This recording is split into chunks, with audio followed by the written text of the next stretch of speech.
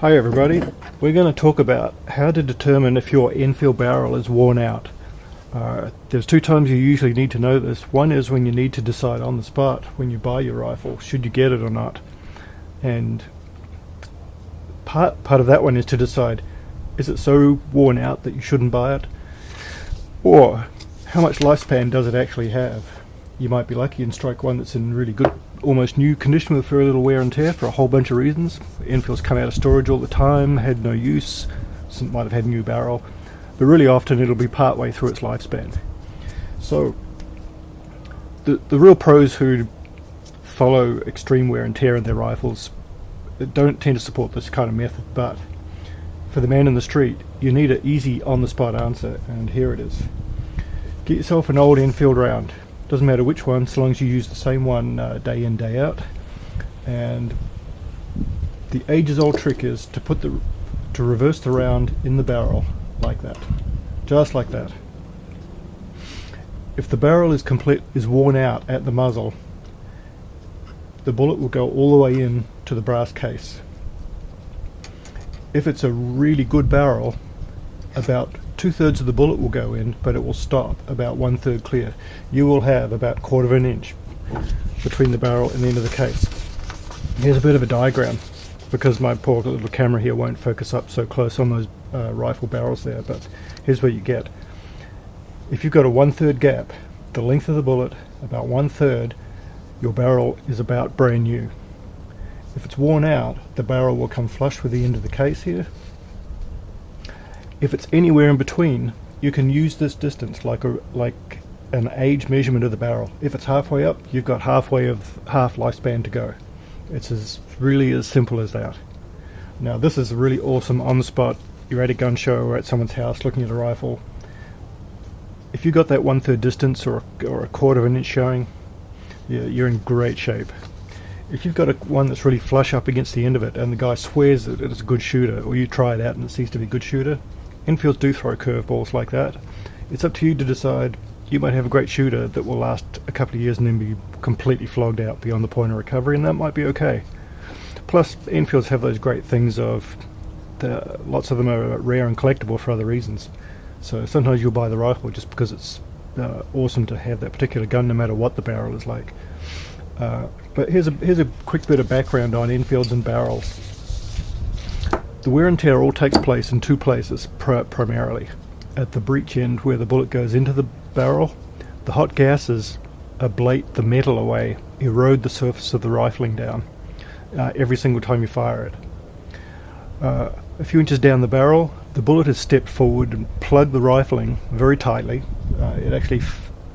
The rifling digs into the bullet 3/1000 of an inch deep, so it's as tight a seal in there as you could possibly imagine. So halfway down the barrel you don't get much gas erosion. By the time you get down to the muzzle, the gas there's always a little gas leaks ahead, but it doesn't have the force that it does at that early part, or the heat. However, what you do get down at the muzzle is the bullet is going really fast now, and it's not only that, but it's turning extremely tightly. In fact, it's rotating at 180,000 RPM, revs per minute. You got that? 180,000 RPM approximately. That's an astounding spin rate to achieve in 2 or 3 feet. The penalty is that the wear all takes place in the last few inches of the barrel, down here in that sort of a length. Now, if you can put the bullet in the muzzle and it goes all the way up to the case, it means that the rifling is not engaging on the bullet, and you're essentially shooting a smooth bore. So you should be completely not surprised where your bullet goes after that. Enfields throw curveballs. It could be quite good, you never really know, but if it doesn't work, don't be surprised. Now, a couple of things to remember. An old military round is just fine. Just do yourself a favor and use the same one all the time, because they are fractionally different. I could put these two rounds in here, and this one sticks out exactly 1/3, and this one is more like a 1/4 inch. So worth taking note. I've got a bullet here I've marked up as my tester unit, and I carry that in my pocket wherever I go buying. Now, something else worth remembering, if you don't want to be carrying bullets around and you want one that hasn't been smelled, I use one that's been partly struck and failed to fire. But that does mean that this is essentially a live round in there. So, and you know, even though it's been struck with the firing pin, it's still not cool. So I'm very careful about what I do with that. Don't be surprised if you went to a gun show and they wouldn't let you in with that. Certainly not to travel on an aircraft with that. Should be in luggage. But the way around it is to use these snap caps. Now, snap caps are not only a bullet that you put in the breech so you can pull the trigger all day long without damaging anything, but they are precisely made to the dimensions of the bullet. Do the same thing. Set one of these up as your tester unit and use that for your barrel testing. So this one is going in exactly 1/4 inch, which makes it absolutely identical to this military round right here. So there's a 7.62 NATO, that would suit the Ishapur rifles. Of course that's a loose fit in here because 7.62 is slightly smaller than 303. But that's your Johnny on the spot way to deal with things. Now, here's a couple of other little cute things to do. Made this little diagram here. Turn your gun muzzle down, go back to the breech end, pull the bolt back so that you can see the end of the barrels, the empty chamber looking right at you. Get your 303 round and drop it in the hole. If the breech end is worn out, for whatever reason, the rim of the case will fall right in flush with the end of the barrel. If things are in good shape back there, it will be about 1/4 inch proud, and that gap is easy to see. Don't drive it home with the bolt. Big mistake. That's everything you're trying to avoid. You're looking for the loose fit, because the reason you don't drive it is because you're engaging the bullet in the rifling, and that's a force fit. You're going to make little 3,000 inch grooves in the barrel or some such thing, but it becomes a force fit. You want the loose fit. So if it goes all the way in flush like this, so there's no gap between the barrel, that's showing a worn out breech. Got yourself a 1/4 inch gap there, clean and easy to see, you're in good shape. If that's reinforced with lots of clearance at the barrel end, you can be pretty confident about what you've got there. Now the next step is to look down the barrel. How do you tell if your rifling is worn out in other ways? First thing to avoid is corrosion damage in an Enfield barrel, and of course we all know that they're prone to cordite damage, which is it's got highly corrosive components in the old ammunition. If the bore is somewhat dull but has proud rifling, you don't have too much to worry about it. Sometimes you'll never get them back to shiny and they'll still shoot fine. Of course, nice and shiny is like a nice optimum. Okay, so here's the thing. Just looking at this top one here for the moment, this top part of the diagram here. Pretend this is the rifling and the grooves stretched out in a straight line across your barrel. So there's your high point. When your bullet is forced in, it forces all the way in down to here, sort of thing.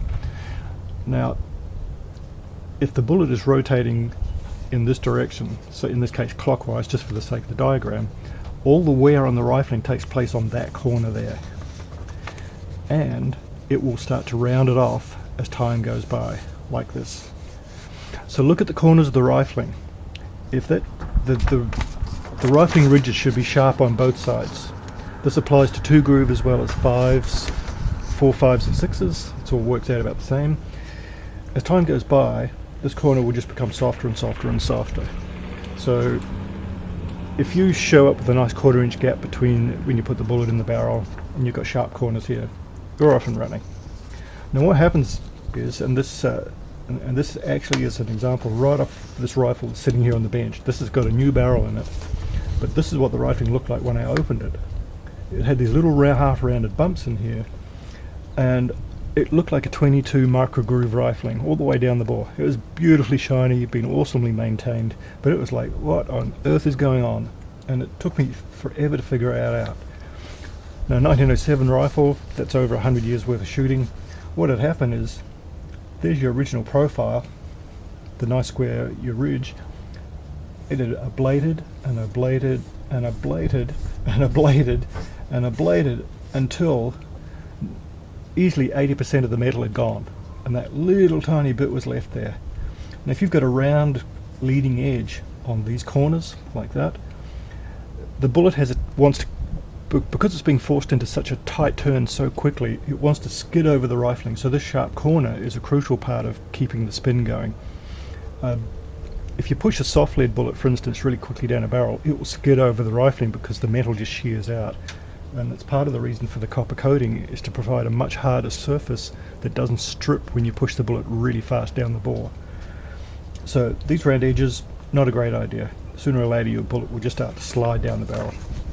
But anyway, if you ever open up a barrel and you look like you've got rifling it would be more at home in a 22 rifle, well, that's what's happened. All your rifling is no longer existing. It's been worn away. Now that rifle still shot relatively alright, but I wanted it for target shooting. I had the option of putting a brand new H barrel on it, which a buddy came through with. So that's what happened to that rifle, and that's the baby right there. That's actually the header rifle on EnfieldResource.com at the top of the top photo. My beauty. So couple of little things. Lots of wear and tear down inside the rifling on an Enfield can be tolerated. Just about the one that can't be tolerated above them all else, and seems to show up on jungle carbines a lot when they're neglected, is the kind of rust that digs a cavity when the big scale of surface rust falls out, and that it will leave like a 1/16 or greater deep pit behind it.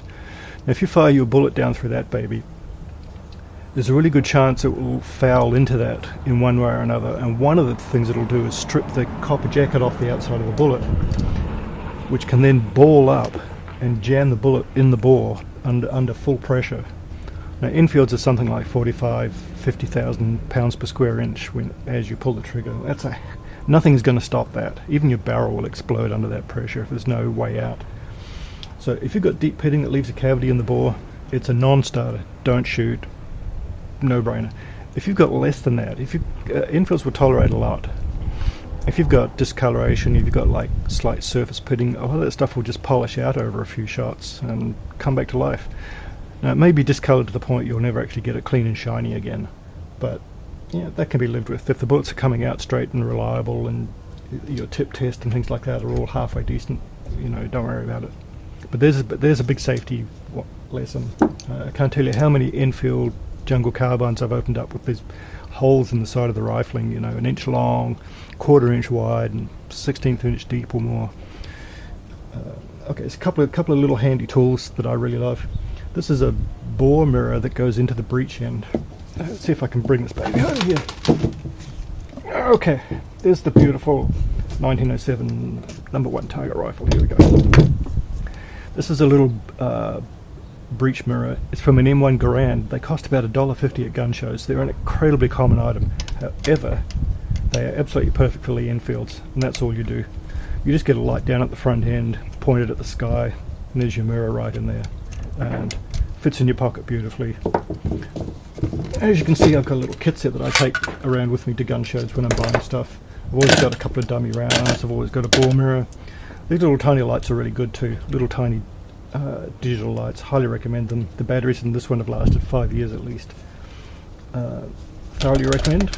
So there it is.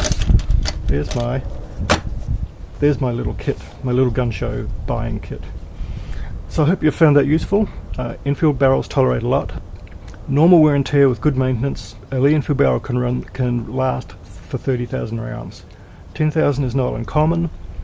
A high quality target shooter might junk his barrel at 1,500. Various reloading, different kinds of bullet surface, the bullet surface hardening, how much pressure a person might put with a different propellant, things like that, all have quite an effect.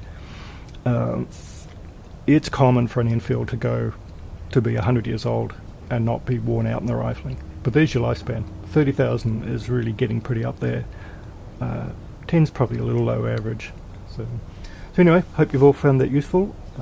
Keep an eye out on the next videos, and I have a webinar coming up where we're going to go live online and talk about accurizing techniques for your Lee Enfield rifle. So we're going to talk for 2 hours live online, where you can ask questions and get answers. There's going to be no holds barred. So I'm going to talk about everything that's in my book. So that's going to be real, useful, valuable information, and if you've got a project going on, I'm more than happy to answer questions on it. So I hope you found that useful, and see you next time.